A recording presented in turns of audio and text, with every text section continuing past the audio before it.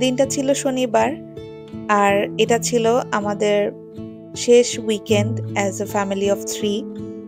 এই কথাটা বলতে এখন যতটা ইজি মনে হচ্ছে, ওই দিন আমার কাছে ফিলিংসটা একদমই ডিফারেন্ট ছিল। আমি যখন বেরোয় হাঁটছিলাম, মানে আমরা যখন একসাথে ঘুরছিলাম, প্রতিটা মুহূর্তে শুধু আমার মনে হয়েছে এইটাই আজকে শেষ উইকেন্ড হবে।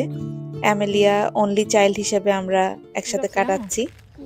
ভাবছো তুমি ওরা ফুড দিবে, এই জন্য দাঁড়ায় আছে। না দিও না, নিষেধ এখানে ফুড দেওয়া।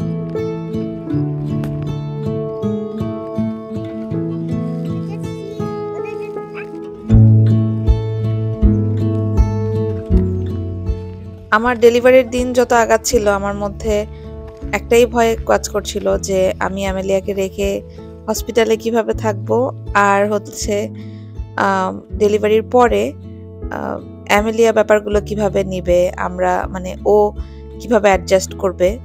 বড় বাচ্চা বা অনলি চাইল্ডদের কিন্তু অনেক রকমের মেন্টালি একটা প্রেশারের উপর দিয়ে যেতে হয়। তো আমরা প্যারেন্টস হিসেবে সেটা কিভাবে কোপ আপ করবো, নানান ধরনের চিন্তা আসলে মাথার মধ্যে ঘুরঘুর করছিল।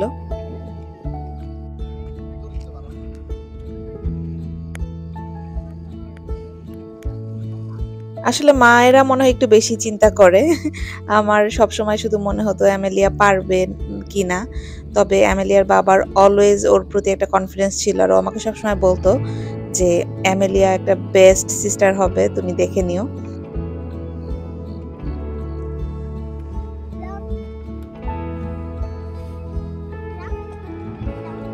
আজকের ভিডিওটা আমার চ্যানেলের একটা মেমোরি হয়ে থাকবে, আমার লাইফের অন্যরকম একটা চ্যাপ্টার।